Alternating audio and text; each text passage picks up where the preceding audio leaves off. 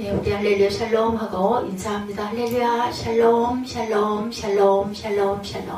하나님 사랑합니다. 여러분 주 안에서 사랑합니다. 오늘 사도행전 9장 말씀이죠. 사울이 예루살렘에 가다로 시작을 해서 26절부터 마지막 절 31절에 보면 그리하여 온 유대와 갈릴리와 사마리아 교회가 평안하여 든든히 서가고 주를 경외함과 성령의 위로로 수가 더 많아지리다.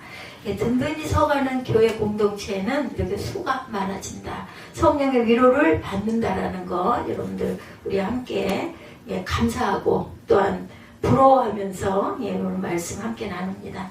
교회 공동체는 살아있는 그래서 생명체라는 거. 그래서 살아있는 교회는 어떻게 해요?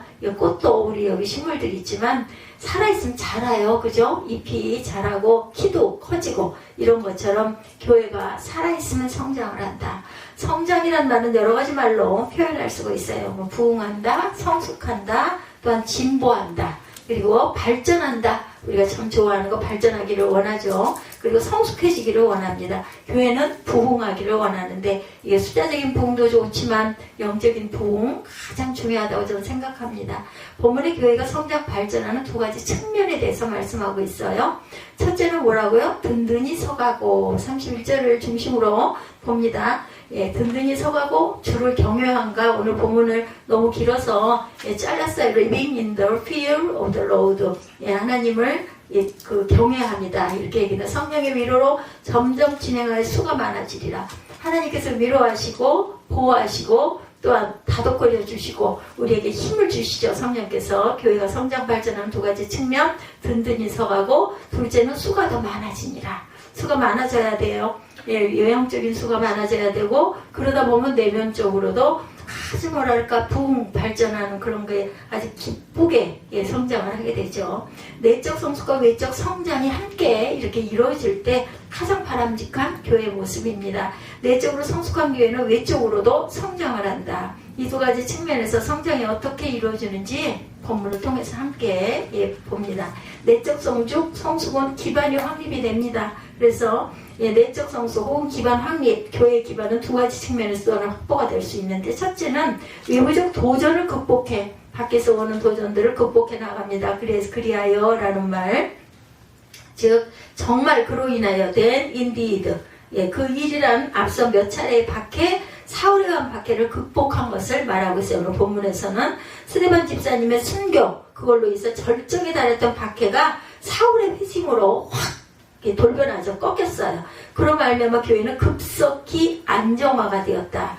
사울이 이렇게 완전히 승복함으로 안 되니까 어떻게 하셨어요? 성령께서 일하셨죠. 그래서 예수님의 음성이 들리도록 빛 가운데 예수께서 네가 박해하는 나 예수다 하고 딱 드러나는 그 빛으로 인해 눈에 모든 시력을 다 잃고 눈이 장님이 되는 우리 아나니아가 가서 눈을 비벼주니까 눈을 떴는데 개안이 됐는데 육적인 눈이 개안된 뿐만 아니라 영적인 눈도 개안이 완전히 되는, 그래서 일평생을 하나님의 나라를 위해서 교회의 성장을 위해서 교회를 세우고 다니죠. 뭐니 해도 바울로 인해서 교회는 시작이 되었다는 것을 우리가 알아야 합니다. 사울의 회심은 초기 기독교 역사에서 가장 중대한 사건이에요. 누가는 사도행전을 기록하면서 이 사건을 3차례나 상세하게 기록합니다.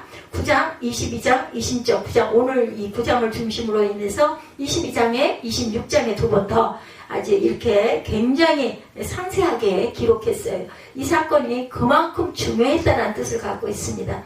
유대인 중에 유대인 사울은 그런 사람이죠. 아주 정말 나는 가말리엘 문화고 아주 자긍심이 대단했던 사람이죠. 히브리인의 아들로 태어난 순수파 유대인 나는 이런 사람이다.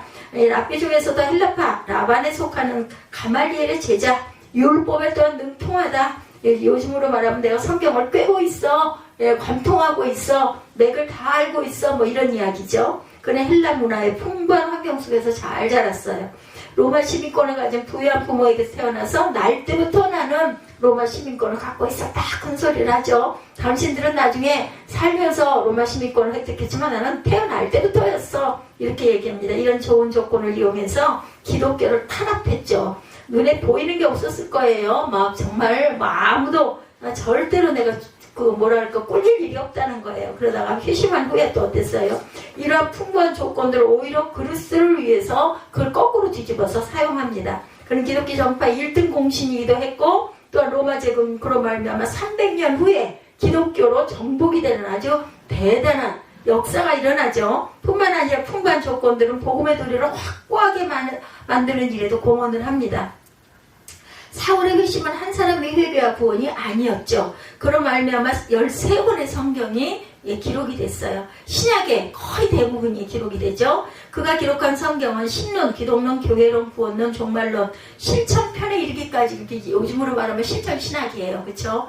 핵심적인 교리들을 그러니 이 사람이 가지고 있는 그 박학한 학식 이게 밑바탕이 된 거예요. 예, 그렇게 해서 이런 것들을 담고 있고 또한 어떻게 해서 나는 죄인 중에 괴수다 할 정도로 성령으로 충만하게 변화가 됩니다. 아, 내가 대단해. 나를 따라올 자가 아무도 없어. 내가 비록 유학은 못했지만 이게 아니라 이 사람은 정말 모든 걸 갖고 있었지만 어떻게 거꾸로 나는 죄인 중에 죄인이고 괴수고 하나님의 은혜로 내가 살고 있는 거지 나는 살 수 있는 인간이 아니야. 나는 정말 보잘것없는 허접쓰레기 같은 배설물이라고 오죽하면 할 정도로 내 모든 가지고 있는 지식이 이럴 정도로 성령께서 완전하게 사람을 바꿔놓은 그러한 그 회개 바울이 되었기 때문에 가능할 수 있었던 회개의 바울에서 사울이었다 바울이었다 똑같은 이름인데 예, 헬라식과 예전 아람어죠. 이런 이름의 차이일 수밖에 없는데도 저도 어렸을 때는 사울하고 바울이 다른 줄 알았어요. 같은 이름이에요. 그 발음 자체가 다를 뿐이지. 그런데도 오죽이나 하면 회개하기 전은 사울이고 회개가 돼서 이렇게 변화된 인생이 됐을 때 예수를 인정하고 열정이 예수를 향한 열정, 교회를 세우기 위한 열정이 살아났을 때를 바울의 시대다 이렇게 우리가 구분을 합니다. 똑똑한 박해자가 회심해서 똑똑한 전파자가 되었다라는 거예요. 박해자가 거꾸로 전파자로 변하니 얼마나 대단했겠어요. 우리는 박해자라고 적대시할 필요가 없습니다. 그런 사람 중에 회심하면 바울처럼 일할 사람들이 많아요. 교회는 박해자가 있을 때 긴장하고 체력 단련을 하죠. 그러나 반대자가 없을 때는 오히려 나태하고 타락합니다. 이렇기 때문에 박해자가 오히려 어떻게 윤활유 역할을 할 수 있다는 거. 예, 우리가 비바람이 불어 풍상이 막 옵니다. 그랬을 때 잘못되면 나무가 부러지기도 하고 꽃이 완전히 뽑혀버리기도 하고 근데 그걸 잘 견디면 오히려 든든해지고 단단해지죠. 그래서 청솔에 소나무가 겨울에도 푸른 잎을 자라하고 있을 수 있는 거는 또 잎이 그렇게 바늘처럼 뾰족뾰족한 것은 그 풍성을 견디느라고 이파리가 넓었으면 아마 그렇게 못 자랐을 것 같아요. 세상 사람들이 교회를 욕한다고 절대로 탓할 필요가 없다라는 거죠. 오히려 이런 시기에 내실을 다져나가자. 교회는 욕하지 않는 반대자들 속에 욕을 하는 많은 반대자들 속에서 사울 같은 사람들이 있다는 것도 우리가 기억해야 되고 사람을 절대로 미워하면 안 되죠. 안타까워해야 되고 긍휼히 여겨야 되고 그를 위해서 우리가 기도해야 합니다. 그러다 보니 저 같은 경우도 인간관계를 도대체 어떻게 해나가야 될지를 모르겠네요. 기도 제목이에요. 그런 사람을 회심시키면 오히려 교회에 엄청난 유익을 또한 주기도 하는데 오늘 우리는 외부적 도전을 극복하고 우리 교회 공동체를 든든한 기반 위에 세워나가는 것이 목적이죠. 그렇기 때문에 그 사람을 어떻게 회심을 시켜서 어떤 그릇을 만들 수 있을까? 능력을 많이 갖고 있는 사람일수록 이게 회심하기가 정말 어려우는 내가 최고야, 내가 대단해 이렇게 생각하는 이것이 하나님의 최고고 나는 아무것도 아니야 이렇게 변하게 해야 합니다. 둘째는 평안. 유대와 갈릴리 사이에 지역의 교회가 평화를 찾았어요. 어떤 주석가는 당시 교회에 평화가 찾아온 이유를 세 가지로 이렇게 설명합니다. 첫 번째 이유는 예루살렘의 밖으로 그리스도인들이 사방으로 흩어진 점이에요. 박해의 대상이 분산되었기 때문에 박해자들도 응집하지 못해서 어느 곳 한 곳을 타겟으로 할 수가 없어. 온 사방으로 흩어졌기 때문에. 두 번째 이유는 최대의 박해자였던 사울의 회심이 아주 중요했죠. 사울이 돌아설 때 박해를 주도할 인물이 사라져버렸어요. 없어졌어. 박해 주도할 인물이. 셋째는 당시의 정치적 상황이 또한 역할을 합니다. 당시로서는 가장 중요한 평화의 요인이 바로 이 요인이죠. 어떤 정치적 상황이었을까? 바로 로마 황제 갈리기울라의 엉뚱한 행동이 이 상황을 바꿔놓죠. 로마 황제 갈리기울라는 상당히 미신적인 사람이었다고 그래요.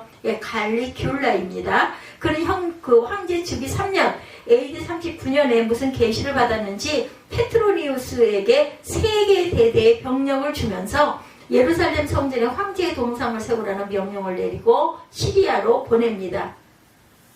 유대인들에게 이 소식은 청천벽력과 같은 소식이었겠죠. 더구나 황제는 페트로니우스에게 유대인 중에 저항하는 자는 죽이고 나머지는 노예로 만들라고 명령을, 아주 강한 명령을 내립니다. 역사 팔로의 기록에 의하면 이때 유대인들은 남녀노소 할 것 없이 도시와 마을, 시골에서 나와 페트로니우스가 있는 페니키아에 이르러 땅에 엎드려 울며 호소했다고 그래요. 모두 다들. 상황이 이렇게 되다 보니 유대인들은 그리스도인들의 박해할 겨를이 없었어요. 결국 모든 것은 하나님의 섭리였다고 밖에 볼 수가 없었다고. 악한 박해자들에게 박해로 갚으셨고 그들은 교회에 대해서 더 이상 박해의 여력을 갖지 못합니다. 아무튼 하나님이 주신 평화의 시기에 교회는 든든하게 세워졌어요. 힘을 얻고 체력을 회복하게 되죠. 본문이 든든히 서가고라고 했는데 세워지다라는 말은 건축한다는 뜻을, 원어적인 뜻을 갖고 있습니다. 교회 공동체가 건강하게 세워졌어요. 조직력이 강해졌습니다. 응집력, 결손력이 단단해졌어요. 본문에 보면 유대와 갈릴리와 사마리아 교회가 평안하여 든든히 서갔다 이렇게 번역되어 있죠. 이 부분을 영문 성경으로 보면 The church throughout all Judah and 갈릴리 and 사마리아, 하나의 정관사 아래 세 지역의 교회가 연결돼서 표현됩니다. 즉 모든 지역을 초월하여 교회는 하나라는 뜻을 갖고 있어요. 제가 언젠가 굉장히 오래됐어요. 기도할 때 온 우주가 하나가 되어 있는 그런 모습이 마음속에, 머릿속으로 영적으로 연상이 돼서 큰 언어로 보여줬던 그런 시기가 있었어요. 그래서 그 이후부터 제가 기도할 때 항상 모든 교회, 세계에 있는 모든 예수님을 인정하는, 하나님을 사랑하는 교회는 하나다. 내 교회가 비록 이렇게 작고 몇 명 안 되는 성도들과 같이 이렇게 십수년을 자라가고 커가고 영적으로 자라가고 숫자적인 부흥을 하지 못했지만 가고 있다 할지라도, 내가 혼자고 아니면 우리가 둘이고 셋이다 할지라도 모든 우주에 있는 하나님을 사랑하고 예수님을 인정하는 교회들이 하나라고 봤을 때는 그 중에 우리도 한 부분, 그죠? 작은 부분이라도 두세 명이 됐든 30명이 됐든 300명이 됐든 3,000명이 됐든 3만 명이 됐든 30만 명이 됐든 모든 교회 안에 우리도 교회이기 때문에 우리 자신이 스스로가 모두 다 성전이잖아요. 그렇기 때문에 온전하게 변화되고 성령으로 인친 우리 교회도 그 가운데 아주 조그만한 눈에 보이지는 않는 그런 점일지라도 우리는 하나다. 이런 그런 마음에 든든함이 오더라고. 스스로 위안일지 어떨지 모르지만 저는 기도할 때 기도의 감동을 믿기 때문에 그 깨달음을 누구도 얘기를 해주거나 실제 뭔가 제가 서적을 통해서 깨달은 게 아니라 기도를 통해서 하나님께서 그 마음을 주셨기 때문에 제가 기도할 때, 축도할 때 항상 그죠? 모든 교회들을 위하여 간절히 여기 하나님의 나라와 교회를 위하여 축복할지 않다라고 안수하면서 저는 모든 교회들을 향한 그런 축도를 제가 하는 마음으로 축도를 합니다. 박해를 극복하고 평화를 얻은 교회는 그 평화의 시기에 서로 일치가 되었고 일치 아래 든든히 세워져 갔다라는 것. 우리 교회의 평화 일치를 위해 우리가 힘써야 되고 그 가운데 교회는 든든히 세워져 가기 때문이다. 우리가 평화를 위해 힘쓸 때 하나님께서도 평화를 우리에게 선물로 주세요. 그래서 우리가 늘 기도할 때는 평화를 위해서 기도해야 된다는 것. 하나님은 주변의 복잡한 세력들을 교회 위에 평정하신다라는 것. 초대교회들이 이루었던 바로 그런 평화를 오늘 우리 시대에 이루기 위해서 함께 애써 힘써 노력하고 가야 된다는 것. 하나님께서는 사람을 지명하여 쓰시려고 했다가 그 사람이 사탄의 세력에서 벗어나지 못하고 변화되지 못하면요, 다른 사람으로 대치를 하십니다. 하나님의 뜻은 절대로 변함이 없어요. 도구는 변할 수 있어요. 안 되면, 왜냐하면 선택의 의지를 우리에게 주셨기 때문에 그 선택의 의지를 받아야 할 자가 받지 않으면 대치해서라도 사용을 하셔서 그 뜻을 꼭 이루신다는 걸 여러분들 절대 잊지 마시기 바랍니다. 그리고 또한 교회 외적 부흥에 대해서도 오늘 말씀하고 있죠. 외적인 부흥에도 중요한 원리가 있는데, 물론 요즘 교회들이 사업적인 경영으로 믿는 사람들을 수집하는 행위를 부흥으로 말하기도 해요. 믿는 사람들이 이리저리 몰려다니는 것은 부흥이 아니라 불충한 자들의 쏠림 현상일 뿐이라는 것 우리가 정말 냉정하게 판단할 줄 알아야 된다. 정당한 교회는 외적으로 부흥해요. 많아집니다. 그래서 grow, increase, 자라난다고 합니다. 본문에 진행하여 수가 점점 더 많아지니라 이렇게 증거하고 있어요. 진행하여라는 말은 헬라어로 포류오마인데 영문 성경에 to go on one's way, walk, live 이렇게 말하고 있습니다. 그러니까 어떻게 해요? 자라서 걸어가서 자란다라는 뜻이에요. 교회 공동체가 나온 어떤 경로, 삶의 길이 있어요. 어떤 경로, 삶의 길. 이 경로가 바로 어떻게 돼요? 그릇 바로 되었을 때, 온전한 길로 갈 때 사람들이 더해진다. 그러면 초대교회들이 나아갔던 그 경로, 나아가는 길, 삶은 뭘까? 두 가지 경로가 있어요. 첫째는 주님을 향한 두려움으로, 주를 두려워하라. 두려워함이란 헬라어로 포보스라고 표현되어 있어요. 영어 단어로는 공포증이라고, 포비아? 이렇게 말하고 있습니다. 요즘 교회들에게 두려움이 없어요. 교인들 사이에도. 오직 주님은 사랑일 뿐이다. 이렇게 생각을 합니다. 좋은 의미에서 사랑의 주님이 아니라 악한 의미에서 부르는 사랑의 주님.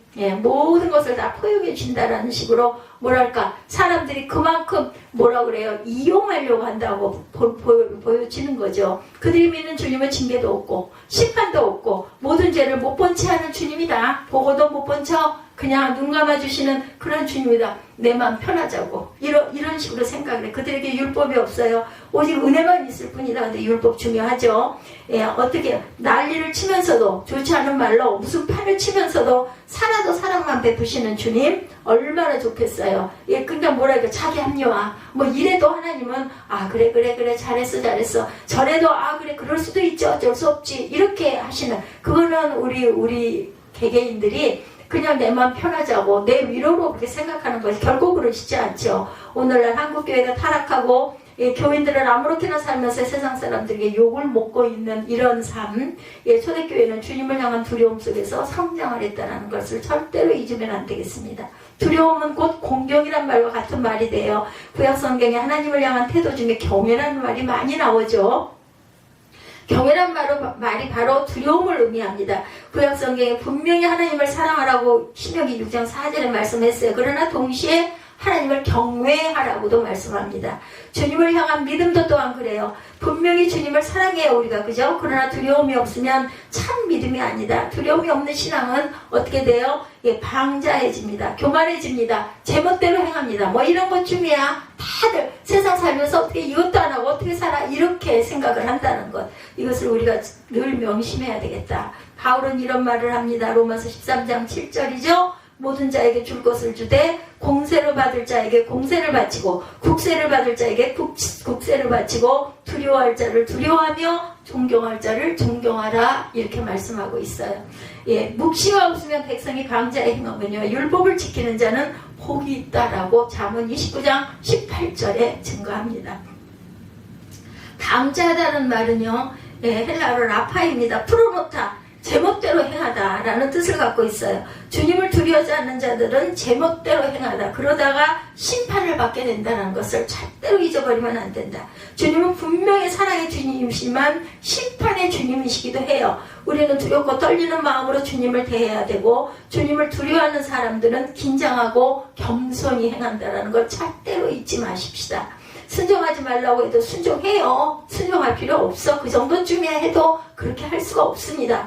바울은 두려움, 경외심을 가지고 서로를 대하라 이렇게 말하고 있어요. 그러면 서로 주장하려 하지 않고 오히려 서로 복종하게 된다라는 거죠. 그리스도를 경외함으로 뭐라 그래요? 피차 복종하라. 에베소서 5장 21절이에요.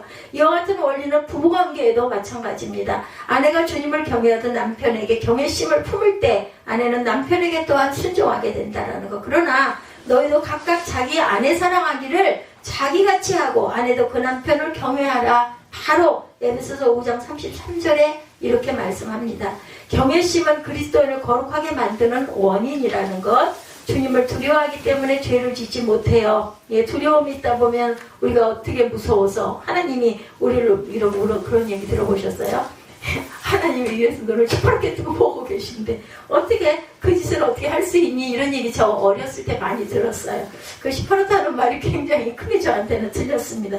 너를 시퍼렇게 두고 계시다라는 거 우리가 이렇게 코란데오 하나님 우리 다 아시죠? 그래서 요즘 그리스도인들 너무 쉽게 죄를 짓는 것은 주님을 두려워하지 않기 때문이다. 우리 성경에 보면, 특히나 구약에 보면 얼마나 백성들이 순진해요. 지금 시선으로 보면은 그냥 두렵고 떨림으로 막 정말 죽을 것 같은 그런 모습으로 막 애원하죠. 다시는 안 그럴 거니 제발 좀 우리를 살려주십시오. 이렇게 합니다. 요즘 왜 어른을 우습게 여겨요? 아이들이 어른들 말 잘 안 들으려고 하지 않아요? 어른에 대한 그 두려움이 없기 때문에 그렇습니다. 이게 법이 그렇게 만들었어요. 교육을 편하게 할 수 없을 정도로 절대로 체벌을 할 수 없게 하다 보니까 존경심도 없어지고 순종하는 거는 그만두고 복종하는 거 절대로 안 합니다. 이런 아이들이 하나님을 경외하겠는가? 어림이 없죠. 주일학교 10년을 다녀도 제멋대로 신자가 될 뿐이라는 그런 아주 안타까운 그런 이야기를 듣습니다. 부모님들이 명심해야 될 것을 주님을 향한 참다운 경외심이 바른 삶의 원인이 되고 그 경외심이 교회 성장의 동력이 된다는 것을 잊지 말아야 할 줄로 믿습니다. 사도행전 2장 43절에서 47절 여러분들 잘 아시는 말씀이기도 해요. 그죠? 사람마다 두려워하는데 사도들로 인하여 기사와 표적이 많이 나타나니 믿는 사람이 다 함께 있어 모든 물건을 서로 통용하고 재산과 소유를 팔아 각 사람 필요를 따라 나눠주고 날마다 마음을 같이하여 성전에 모이기를 힘쓰고 집에서 떡을 떼며 기쁨과 순전한 마음으로 음식을 먹고 하나님을 찬미하며 또 온 백성에게 칭송을 받으니 주께서 공부하는 사람을 날마다 더하게 하시니라. 누가 하셨다고요? 주께서 하셨다. 이 말씀을 절대로 잊으시면 안 됩니다. 둘째, 성령의 위로 속에서 진행되어 갔기 때문이다. 성령님은 교회 창설의 원동력이 되시죠. 교회는 성령의 강림과 더불어 시작이 됩니다. 모든 사도들은 성령의 도우심 속에 기적을 행하고 복음을 전파하게 돼요. 성령께서 강권하실 때는요, 거기에 그러면 그럴까요? 이거 없어요. 저 같은 경험에는요, 그냥 무조건 아멘이었습니다. 무조건 아멘. 하나 하시면, 보여주시는 대로, 하나 하시는 대로, 모든 걸 다 순종하게 될 수밖에 없더라고요. 나중에 어떻게 하려고 그런 거 생각 안 합니다. 왜? 하나님께서 하시지 내가 하는 게 아니잖아요. 저는 도구로 그저 순종해서 그저 하라는 대로 내가 가진 능력 하나님 다 아실 거니까 할 수 있는 것 하는 거죠. 예, 그럴 수밖에 없고 그렇게 해야 되는 거죠. 성령님은 성도들의 위로자가 되세요. 교회는 성령의 위로 중에 진행될 때 수적인 부흥을 가져오죠. 요한복음에 보면 성령의 명칭이 보혜사로 나와 있어요. 그렇죠? 보혜사라는 말 파라클레토스이죠. 뭐예요? 위로자, 변호자, 중재자라는 뜻을 갖고 있습니다. 요한복음 14장 16, 7절이에요. 내가 아버지께 구하겠으니 그가 또 다른 보혜사를 너에게 주사 영원토록 너희와 함께 있게 하시리니 저는 진리의 영이라 세상은 능히 저를 받지 못하나니 이는 저를 보지도 못하고 알지도 못함이라. 그러나 너희는 저를 아나니 저는 너희와 함께 거하시며 너희 속에 계시겠다라고 말씀하고 있어요. 우리 속에, 우리와 함께 계시고 우리 속에 계십니다. 성도들은 어떤 처지에 있든지 사람의 위로를 기대하기 전에 성령님의 위로를 기대해야 된다는 거. 사람의 위로를 기대하면 실망하고 낙심하죠. 예, 진정한 위로는 사람이 줄 수가 없어요. 그리고 사람은 변합니다. 그래서 믿을 존재가 아니라 사랑할 존재라고 말씀하죠. 당연히 하나님께 위로받는 것이 먼저. 엘리야는 성경 전체를 통해 가장 위대한 선지자였어요. 그런 엘리야도 사람에게 기대를 걸었다가 그만 낙심한 경험이 있죠. 엘리야가 850명의 우상 선지자와 대결한 것은 우리가 잘 알고 있어요. 예, 그런데 엘리야가 우상 선지자를 제압했을 때 돌아온 결과가 뭐예요? 모든 백성이 환호하며 엘리야를 따랐는가? 아니에요. 백성이여 엘리야를 따릅시다. 단 한 사람이라도 그렇게 나섰는가? 아무도 없었습니다. 오히려 고약한 임금 아합과 왕비 이세벨의 엘리야를 반드시 죽이겠다고 맹세하고 뒤쫓아오죠. 엘리야는 낙심해서 광야로 도망쳐서 이제 모든 걸 내려놓고 하나님 나 이제 다 했어요. 나 할 만큼 했어요. 더 이상 못하겠어요. 나를 데려가 주소서 하고 기도하지 않습니까? 로덴나무 그늘 아래서 왕상 19장 5절에서 8절입니다. 속된 말로 하면 죽여달라는 이야기예요.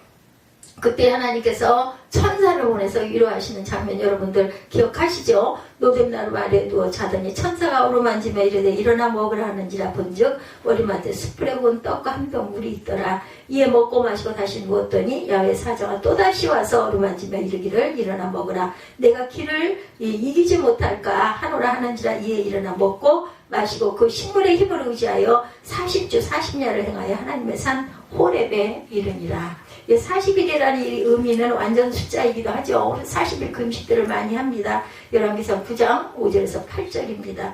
감옥에 있는 베드로에게 혹은 풍랑 만난 사도 바울에게 위로를 주신 분 하나님이시죠. 성령 하나님이십니다. 주의 사자가 밤에 옥문을 열고 끌어내어 가서 성전에 서서 이 생명의 말씀을 다 백성에게 말하라 하매 사도행전 5장 19절에서 20절이에요. 나의 속한 바고 나의 상비는 하나님의 사자가 어젯밤에 내 곁에 서서 말하되 바울아 두려워 말라. 내가 가이사 앞에 서야 하겠고 하나님께서 너와 함께 행선하는 자를 다 내게 주셨다 하셨으니 그러므로 여러분이요 안심하라. 나는 내게 말씀하신 그대로 되리라. 하나님을 믿노라. 사도행전 27장 23절에서 25절입니다. 사람에게 위로받으려고 하지 마십시오. 실망합니다. 낙심합니다. 오직 성령께 위로받으시기 바래요. 그러면 방황하지 않아도 되고 늘 새 힘을 주신다라는 것, 또한 능력을 받고 박해와 도전을 이겨나갈 수 있다는 것을 잊지 않는 저와 여러분이 되시기 바랍니다. 인생의 모든 순간마다 성령의 위로를 받는 저와 여러분들이 되시고 또한 교회 공동체는 성장하고 발전하는데 그 터가 되기 위해서 하나님께서 성령께서 우리 교회를 지금 터를 다지고 계시다라는 것을 우리가 터 다질 때 어때요? 굉장히 열심히 그죠? 일을 해야 되죠. 그런 만큼 고난하고 고나고 그죠? 이럴 때 그 풍상과 풍랑을 이기고 가는 저와 여러분들 왜 성령의 위로가 있기 때문에 그것을 바라볼 줄 아는 믿음의 자녀들이 되시기를 주님의 이름으로 축복합니다.